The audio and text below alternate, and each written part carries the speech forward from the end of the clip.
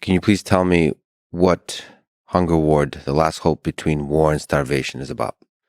Hunger Ward is a short documentary that really is an attempt to illustrate the effects of the conflict on Yemen, specifically on civilians.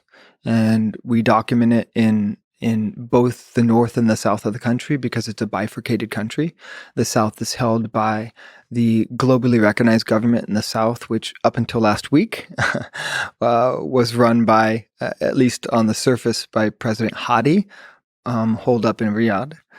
He was essentially removed from office last week by, most people would agree, the Emiratis and the Saudis to put in place a presidential council. So we wanted to show that starvation was happening in very similar fashions, both in the south and the north. So, and we wanted to do this film because so few people in the West know anything about the conflict in Yemen, nor the U.S.'s complicity in it. And so my intent with the project was try to bring it to a larger Western audience as an attempt to intervene and change the political status quo, which allows the use of starvation in Yemen to continue. So, U.S. complicity, who are the bad guys? Now, the world, unfortunately, cannot be painted in black and white of good guys and bad guys. But for the purpose of conversation, who is causing suffering in the world in this situation? Who started the war? Why? And then, of course, the roots of war go back in history. Yeah. But let's start at the top. Well, there are bad actors and there are less bad actors, Right. right? I mean, I think that's always the case in war, probably. And everybody loses in war. Yeah, I concur with that statement.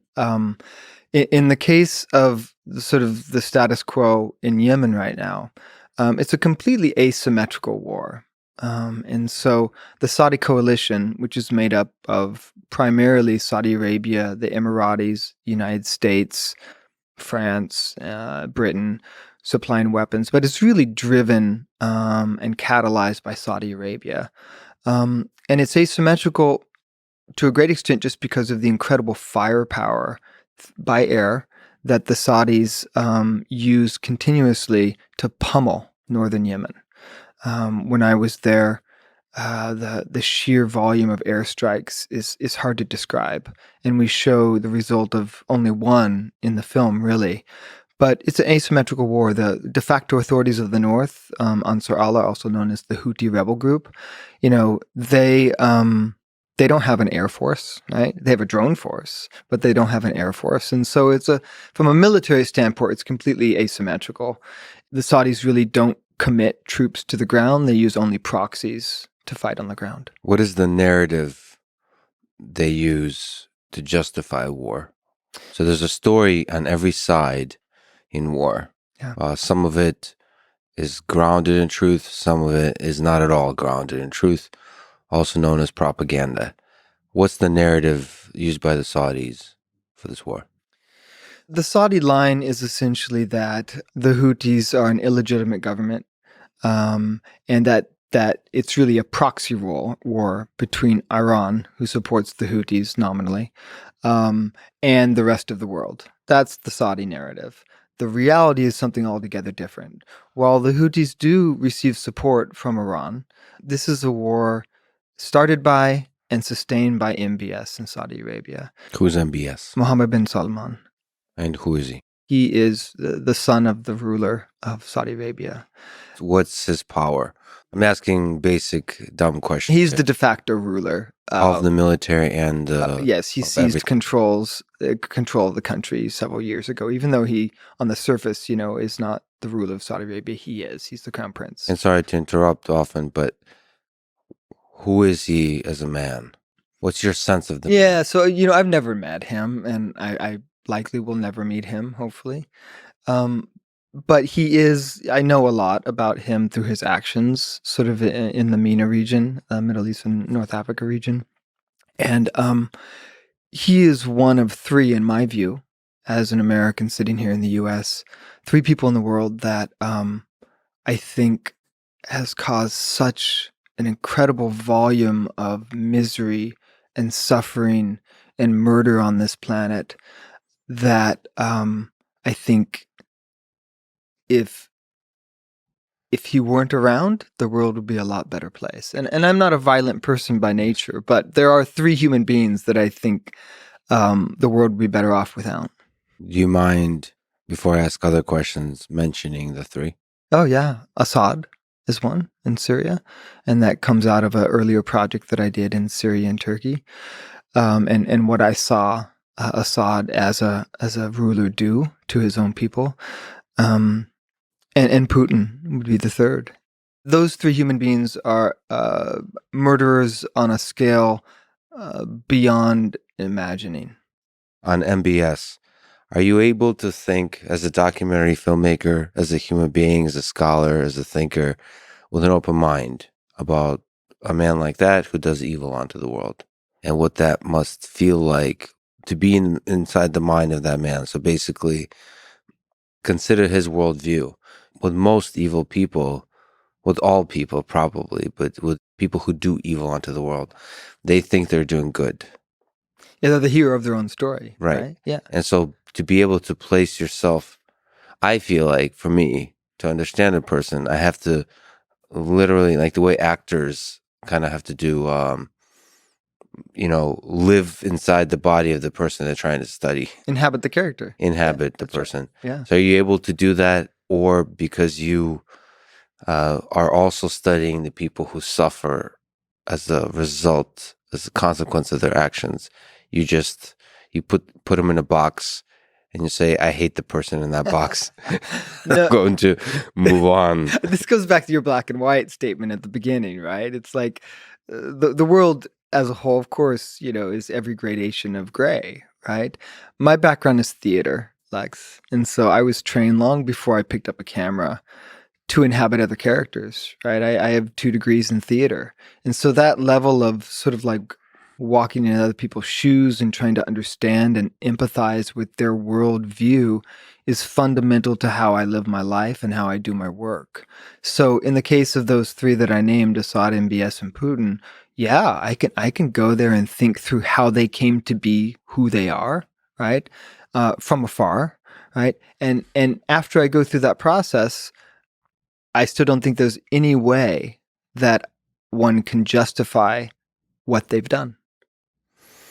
We're going to talk about each of those people.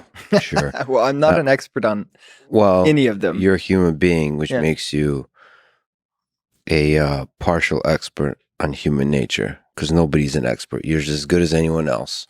Anybody who actually carries a camera and listens and observe others isn't especially an expert of human nature. Is willing to take that leap and truly understand somebody of any level, not leaders. I feel like to understand a leader, you have to first understand humans. And to understand humans, you have to see humans at their worst and their best, which is something that you've definitely done. So let's stick on Hunger Ward. This lens that you've chosen to look at this is through a single. Maybe you can speak to that. You've mentioned the starvation as a result of war. What is the documentary? Like, what is the lens you've chosen to give the world a peek at the results, at the suffering that's a result of this war? People a lot of times will ask me after they've seen Hunger Ward, they ask where the hope is, right? You read the byline earlier, The Last Hope. And what I try to focus on in many of my films, including Hunger Ward, is in the very difficult context of war, as the case is in Hunger Ward in Yemen. I look for hope and I look for inspiration, and I do that through people who are doing incredible things under the most difficult circumstances. So when I set out to do a film about starvation in Yemen, right? I mean, just listen to that statement. Where's the hope there, right? And yet, what I discovered were human beings that we could tell the story through, who are incredible, inspirational human beings doing amazing things every day. One of those is Makia Maji, a nurse practitioner in the north of the country at a small rural clinic, and another is Dr. Aida Al-Sadiq, who's a pediatrician in the south of the country. And so we chose to tell the story sort of through their experiences as caregivers, devoting their lives to try to save this entire cohort, this entire generation of children that has been born into starvation. And that's an incredible, difficult task, but equally inspirational to watch these human beings devote every minute of every day to save a child. I mean, in my view, nothing is more important than that action. Maybe on that point, real quick. So there is suffering at scale, starvation at scale. There's, I mean, the numbers. Maybe you can mention in Yemen, what are the numbers in terms of people in starvation? But from a perspective of a nurse practitioner or a doctor, you're treating one person in front of you. So how do you make sense of that calculus of like there's a huge number of people suffering, and then there's just the person in front of you? Is that all we can do as humans, is just to help one person at a time? Is that the right way to think and to approach these problems? Or can you actually make sense of the numbers? Speaking just as a human being, I think the scale of suffering is so great in Yemen that I think I'd be overwhelmed, right, if I focused on that scale. You've probably heard that, a child dies every 75 seconds in Yemen from hunger, right? So we've been sitting here how long? 35 minutes or so. That's a good handful of children that have already passed away. So to overcome sort of, I think, that danger of psychic numbing, which can happen when you think about suffering on such a large scale, as a filmmaker, as a human being, I have to focus in on the individuals, on those human beings in front of me. And I think that's exactly what Dr. Al-Sadiq and Makia do to keep going each day. And one of the amazing things about these two healthcare providers that we showcase in the film is that they treat anyone who shows up, right? They don't have to have money. They don't have to have any resources. They just have to get to the clinic or the hospital. And it's incredibly moving to see sort of the flexibility of their thinking in terms of how they make that work. Makia, for example, I saw her in the north of the country. It's an incredibly rural clinic that she works at. And so it's like a magnet for all the cases in the north of the country. People come from hundreds of kilometers away sometimes for specialty treatment of pediatric malnutrition. And one time I saw a child come in, and it was a male relative that brought this young girl in. And, just because of sort of the gender dynamics in Yemen, there had to be a parent or a relative there to stay with the child while they're at the clinic. And it was a male relative. And so, what many doctors in that instance would do would just turn them away. And instead, what Makia did is she walked into one of the rooms, talked to one of the other mothers, and convinced them to become the temporary guardian, essentially, of this child until a female relative could arrive. So, she's flexible. She finds solutions rather than allowing the problems to deter solutions. One child at a time. Yeah, one child at a time.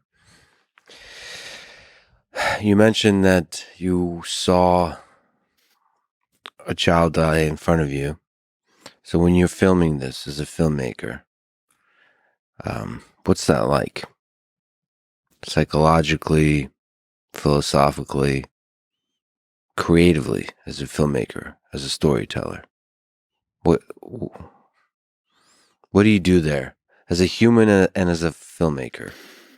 Oh, what's that whole experience like? Because you get to, like you said, you take it through the whole journey of a starving mother giving birth to a starving child. It's not something I want to film.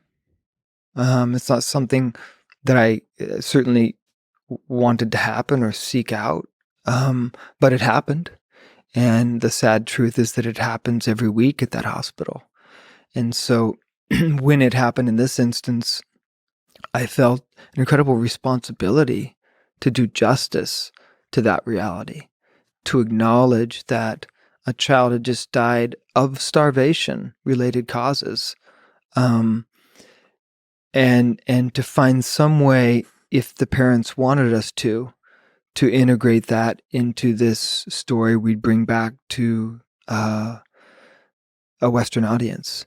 And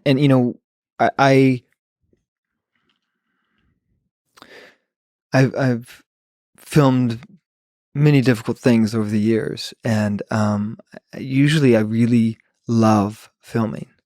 And I didn't love filming Hunger Ward. It was not a process that I enjoyed on any way, shape, or form, sadly, because of the content.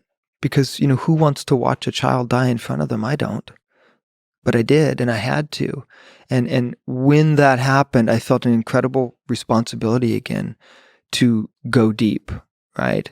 To go deep with that family, to tell the story of this hospital with every sort of ounce of focus and talent that I could bring to the story, because people should know that children are dying of starvation right now as we sit here, and that doesn't have to happen, and it is happening because of political dynamics that we can intervene on.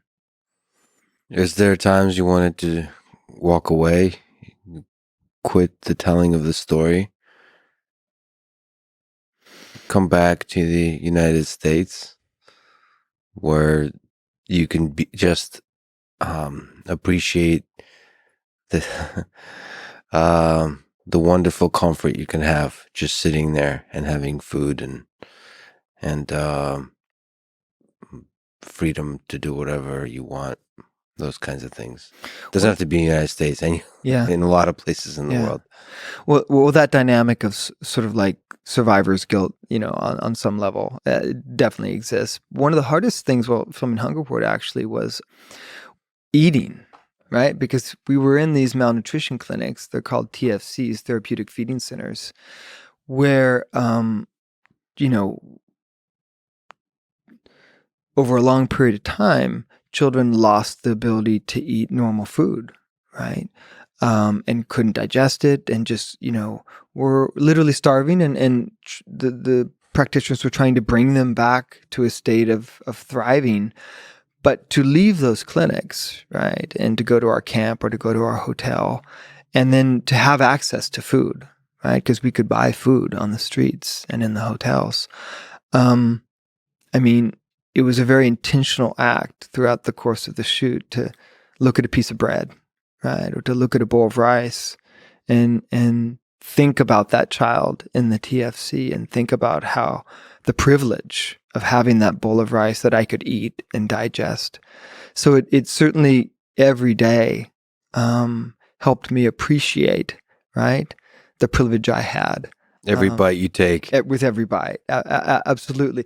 And so I wouldn't call it guilt. It wasn't exactly guilt, but it was definitely mindfulness, right? About like meditate on the suffering of people who can't. That's right. Exactly. So that knowledge sort of, it was catalytic in some ways. It sort of moved us forward, really wanting to shape the most powerful story we could, because we were surrounded by so much suffering every day. How did that filming that movie change you as a man, as a human being? You've filmed a few difficult documentaries. That one is a heavy one. When you think of the person you were before you filmed it, and now when you wake up every morning, you look yourself in the mirror, how is that person different? Every documentary I do changes me in a different way. Like I am not static in that sense, right? And preformed. It's like I change with every project, because so many of them are difficult and challenging, right? And so in order to do them, I have to allow myself to change and be changed by them. In the case of Hunger Ward, you may remember the girl Omema, who's the 10-year-old girl who we showcase in Aden in the south of the country. And we were there when she was admitted to the hospital. And when she was admitted, this 10-year-old girl weighed 24 pounds, and she could barely stand up. And we started, with the permission of the family, to start to document her treatment and to see what would happen with this young girl who is so severely malnourished. And we watched her be treated by the nurses and the doctors in Sadaka Hospital. And slowly, over the course of a couple weeks, we saw her change. We saw her start to sort of gain strength and start to recover. And she also watched the caregivers very carefully. And I watched her watch them. And I'll never forget, there was a moment where about 2.5 weeks, I think, into her treatment, we walked into her room and I saw her offering a cup full of water to another younger child who was also starving, right? The shot's actually in the film. And so to see Umayma, this child who's starving, giving sustenance to a younger, more vulnerable child who is also starving, moved me deeply, right? So I saw her learn from the caregivers around her, right? And as a human being, as a filmmaker, I was incredibly inspired by Umayma. That capacity for compassion is there. Even within a 10-year-old girl who's starving, right? And so you asked what changed me.